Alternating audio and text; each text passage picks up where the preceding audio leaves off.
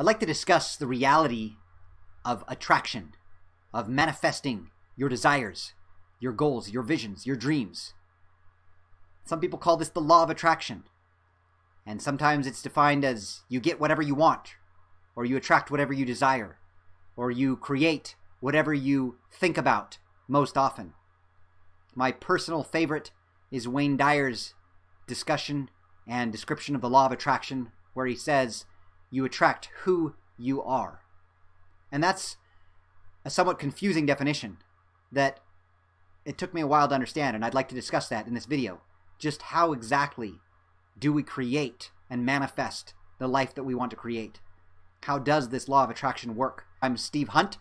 I'm a certified public accountant, and I'm the owner of College Tax Refunds. My goal is to help you obtain wealth and to grow and to become more prosperous. I like to call myself, and I hope you'll consider me, your compassionate counselor for prosperity and adventure, your compassionate CPA. But I want to talk a little bit about the reality of being a creator of our own life. First, we need to realize that we do create everything that we experience, that we create the life that we are walking through. And you might say, how is that possible? I didn't create myself. I was born.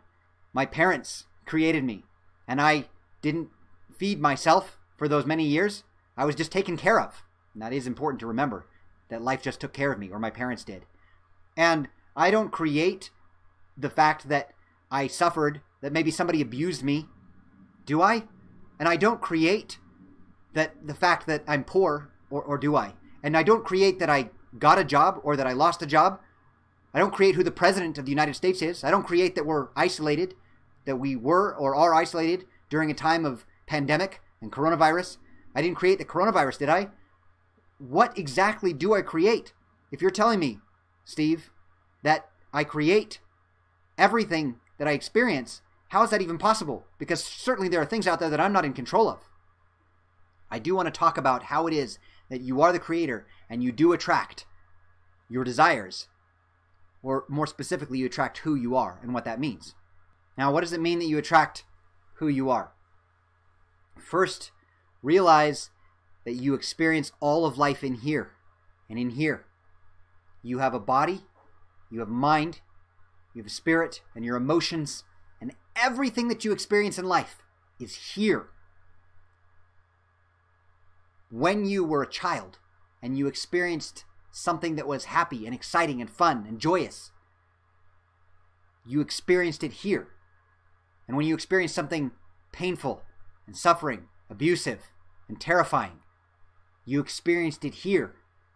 And now as an adult, when you hear that somebody is talking about you, something bad has happened, somebody you know has died, when you experience something wonderful, money coming into your account, or you're getting a new job, or you're having a child, the joy and the experience and whatever it is that you see and hear and smell and taste, it all happens here.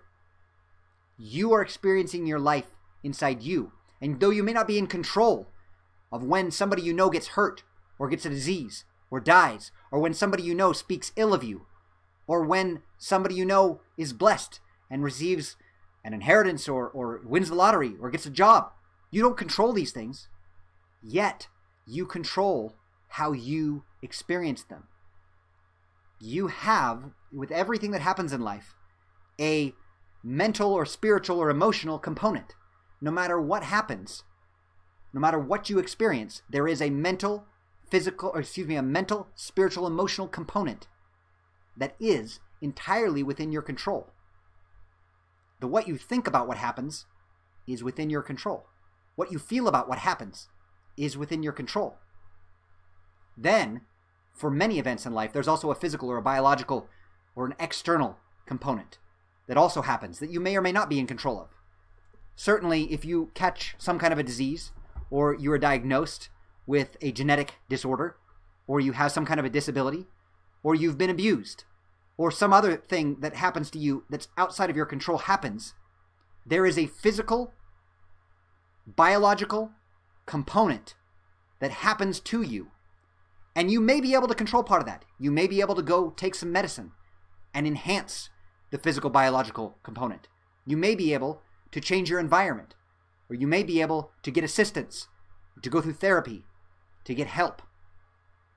So the physical biological component does in fact exist, and it is possibly outside of your control or possibly within your control.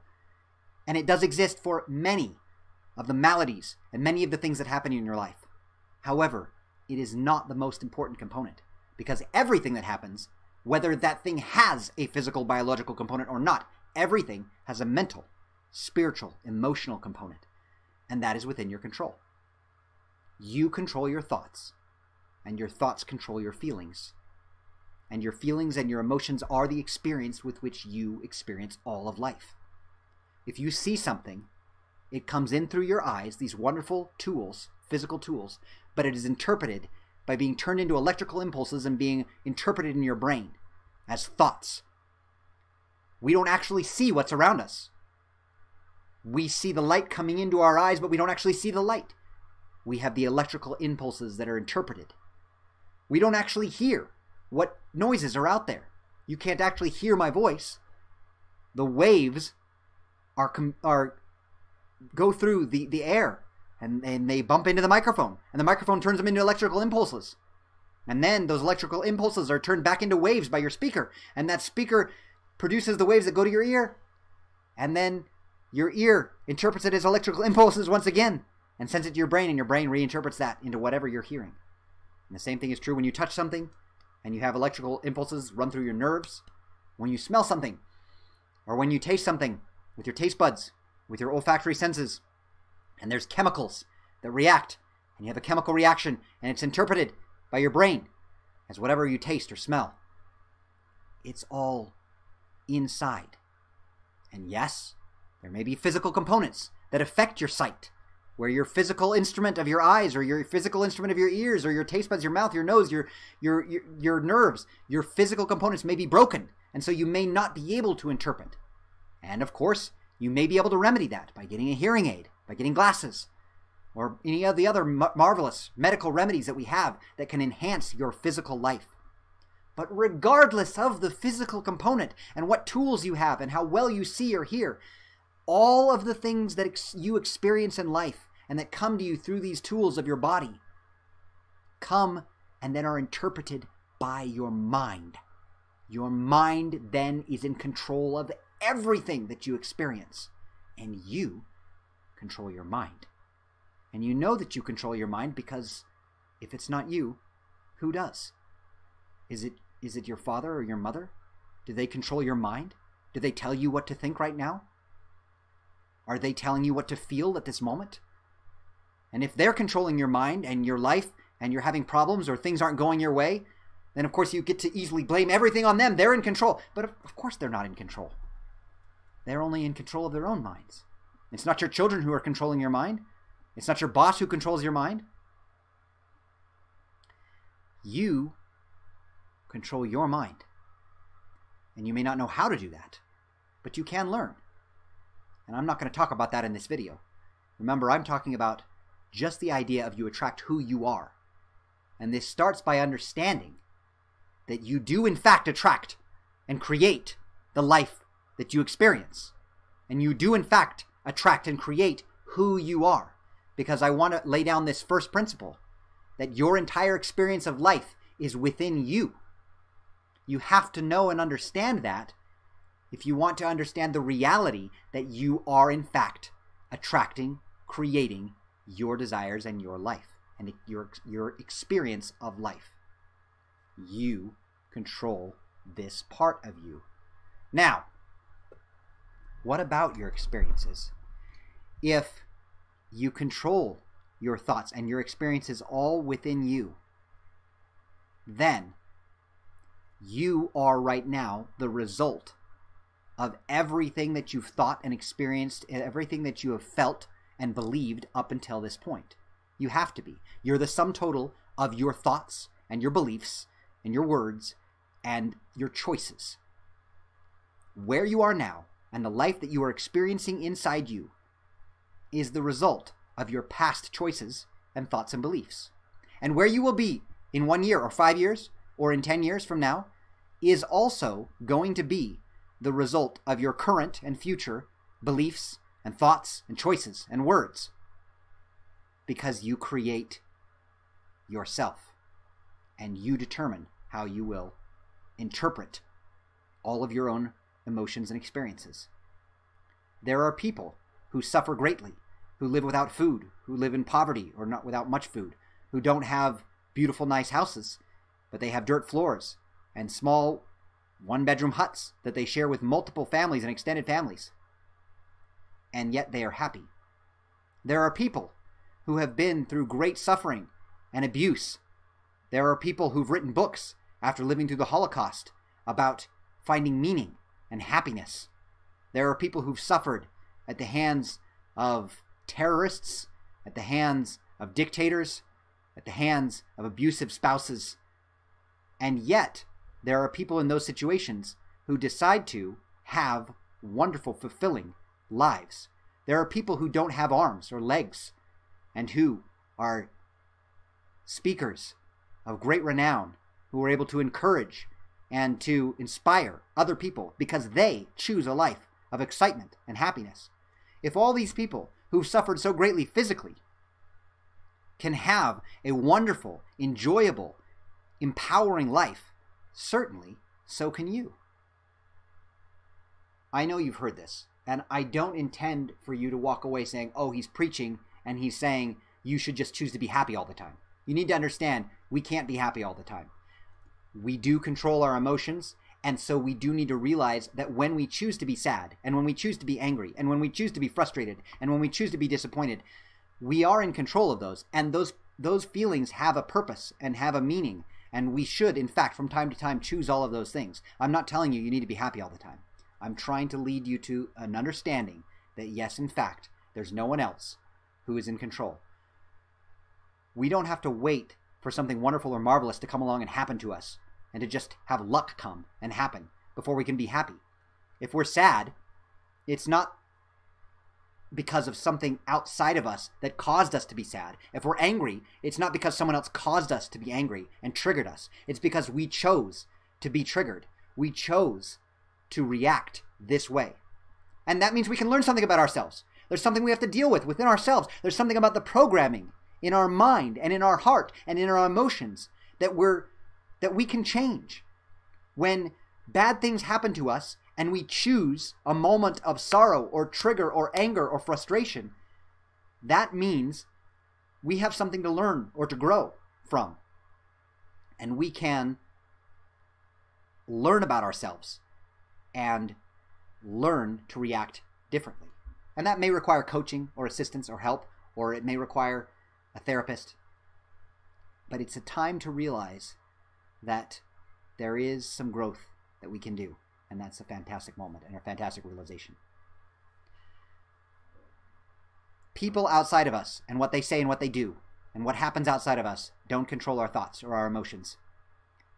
If, as Wayne Dyer points out, our grandfather dies, it's not the death of our grandfather that makes us sad, because we don't become suddenly sad at the moment that our grandfather dies.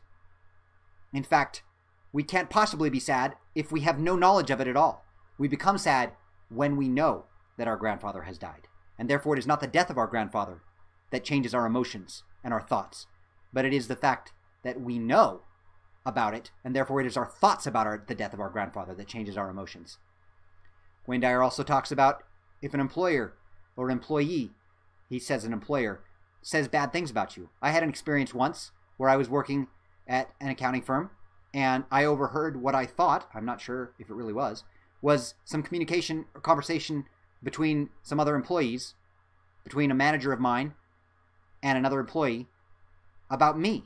And they didn't seem to be saying very flattering things. They were frustrated with something about me. I don't even remember at this time what it was. I remember being completely disheartened. Wayne Dyer says, if your boss or your coworker thinks that you're stupid or that you're incapable, it isn't the fact that they think that you are stupid and incapable that makes you frustrated and angry. It is what you think about what they think. Because surely they can keep their thoughts and their emotions about you to themselves. Perhaps they never tell you that they think you're stupid or that they think you're incompetent or incapable. And then you just go about your day-to-day life and you're just living fine and you're none the wiser. It isn't until you actually know that they think that you're incompetent or incapable, and then you start talking to yourself about what that means, that you start to feel emotions regarding that.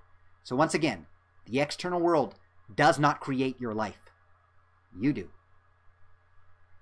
So how do you attract who you are? I've heard people say you're supposed to sit there and think about the things you want to come into your life and really think about them and then set goals and try to achieve them. At least that was the problem for me. I would always set a goal and say, I'm going to go get this thing now. I'm going to go work on it. And when I would go to work on it, I wouldn't see it coming very quickly. It would seem to take a long time. And I would get discouraged. And I would say, it's not coming. Maybe this doesn't work.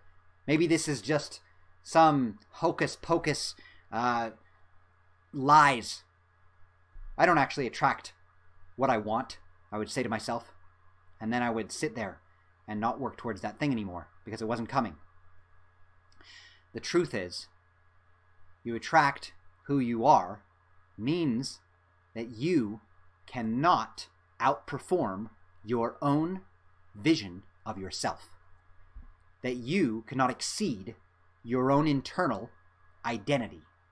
That whatever your subconscious believes you are, whoever you believe you are deep down inside you, and whatever you believe you're worthy of, whatever you believe is the life you should have, that is the life that you are attracting. That deep down inside, the person that you feel you are is the person you are becoming. And that is the person that you are creating. You cannot exceed that. And that's because, let's say, for instance, that you believe yourself to be a middle class, middle income, wage earner. You believe yourself to be decent in your activities, not entirely always honest. You believe yourself to be to have integrity most of the time. You believe that you are a decent lover and a decent companion to your spouse or your partner. You believe that you are just mediocre at your talents and your abilities at work, and that you occasionally can contribute to those around you and bless their lives. And that's what you believe about yourself. Well, that's what you will be creating and doing. That's the way you will be living. Certainly. Because if suddenly you do something marvelous and good and wonderful for those around you, but you don't believe that's really who you are, when somebody says, that was amazing, that was a wonderful, you're a hero, you're an amazing person, they will say to you. And you will say what immediately? No, I was just doing what anybody else would do. No, I'm not a hero, I'm not amazing, I'm just mediocre. What if suddenly you have a great inheritance come to you, or you win the lottery, but you believe yourself to be that middle-income wage earner? That's the way you see yourself internally. Well, then you'll take that money and you'll figure out a way to get rid of all of it. You're going to buy things for your parents and for your siblings, and anybody who comes and asks you, and you're going to go spend all that money, and you're going to go get rid of it. You might gamble it, try to double it or triple it, but you're going to sabotage yourself because you aren't worthy of that much money. That's not what you believe. You don't know how to hang on to that much money. You believe that you're not capable of maintaining that kind of wealth or creating more wealth, and so you'll get rid of it. And what about if suddenly you realize you have an amazing love life, that your spouse or partner is wonderful, and that they're so loving and kind, and you aren't worthy of that? You don't feel yourself comfortable. If only your spouse knew what a horrible person you were, what terrible thoughts you have sometimes, how unfaithful you are in your thoughts and your mind, and if only they knew, then they surely wouldn't love you because you're not worthy of that kind of love. You believe inside yourself that you aren't worthy of that wonderful of a relationship. Well then, you'll self-sabotage. You'll start to do things to hurt your significant other. You'll reveal that internal thoughts. You'll become that person who's not worthy of that kind of a relationship. And you will eventually lose that relationship altogether. You create and you attract who you are. Another way of saying this is that you have a thermostat in your body, and you've set the thermostat at a certain level. And if you get too warm and it gets just a little bit warmer, then you'll turn on the air conditioning and bring the temperature back down to the level at which you set the thermostat. And you won't allow yourself to exceed your subconscious internal belief. Meanwhile, if you get too cold in the house, then the heater will kick on and you'll work really hard to bring yourself back up to what you believe you're worthy of. If you believe you're worthy of a certain level of income or a certain relationship and you're not actually experiencing that in your life, you're going to work really hard and set some goals. I'm going to go out there and get that job this time. I'm going to go out there and find that eternal or that life companion who's going to be able to bless my life. If you are not living up to what you internally believe about yourself, you will work really hard and you'll show up in that space of excellence and you'll be your best self right up until you've brought the temperature back to the level where you've set the thermostat. And then you'll slow down and you'll relax. I've made it. I've got some income. I've got a job. I've got a decent relationship. Things are good. And you start to slack off and relax. And if things get too good, self-sabotage. You can't exceed that thermostat. So, that is how you attract who you are. And what you need to do then is up the thermostat. You need to create within you a knowledge, a vision, an understanding, a belief, a subconscious belief and feeling, a subconscious emotional feeling, again, because you control this, your emotions, that you are worthy of so much more, that your life should be and is better, that you are a great person. You are always full of integrity and honest. You are a great lover and companion, and you deserve a great lover and companion. That you are an excellent, amazing worker or thinker or creator of value, that you know how to create value for other people, and so you help others and you serve others and thereby bring money into your life.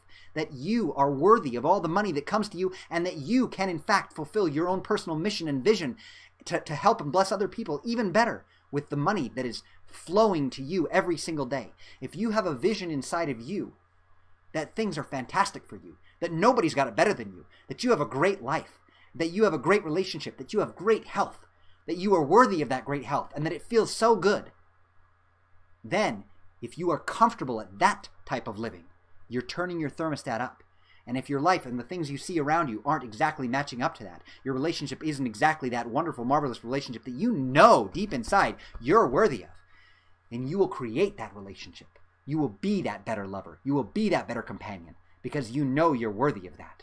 And you don't hate yourself. And you don't sit there and think, boy, if she really knew me or if he really knew me, then they wouldn't love me. Because you say, no, if they knew me, they'd know that I'm an amazing person and they'd really love me because I'm going to be that amazing person. You'll step into that. And the same is true with your finances. You don't sit around saying, boy, I'm waiting for somebody to give me a job and I don't know, you know. You say, no, I know how to create value. I am the person who can create my own wealth. And you go and you get that. And if you truly are being an honest person inside and you have that integrity, you will always act that way if that's who you believe you are. You create and you attract who you are. So, how do you start to feel that way? I've had the thought before, well, does that mean that if I'm supposed to attract what I want, that I'm supposed to believe it's coming and it's on my way, and I'm supposed to just receive it and accept it, that I should actually, and I'm supposed to act as if it's coming, I should act as if I already have it? Does that mean I should go out and buy the car that I want? Does that mean that I should go out and buy the computer system? Should I spend my money on the house that I want? What if I don't have that money right now? I'd have to go out and get and go into debt to buy the car and buy the house. Should I go do those things just so I can live that way right now and that's how I attract it? Again, you don't attract what you want. You attract who you are. Which means that if I were to go out believing inside me that I'm not worthy of higher income, I'm not worthy of a nicer car, I'm not good enough for a nicer house, and that I'm not comfortable with that, then I buy the house and the car and the computer and whatever, and I move into them trying to make myself believe that I am these things. Then internally, subconsciously, I still won't feel that way. I still feel like I'm not good enough.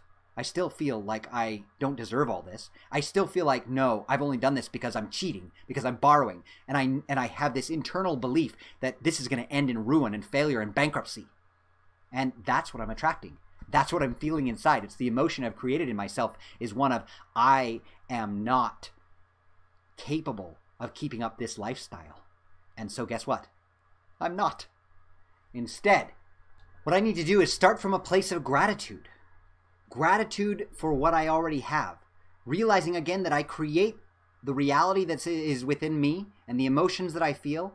I can, every single day, take a moment to focus on all of the wonderful things that I already have and that I have been given, and sit in that place of gratitude. And from that place of gratitude, I can then try to experience and feel those same emotions when I think about all the wonderful things that I'm going to be given, that I'm going to have, that are coming to me, and really feel that these are the things I am worthy of.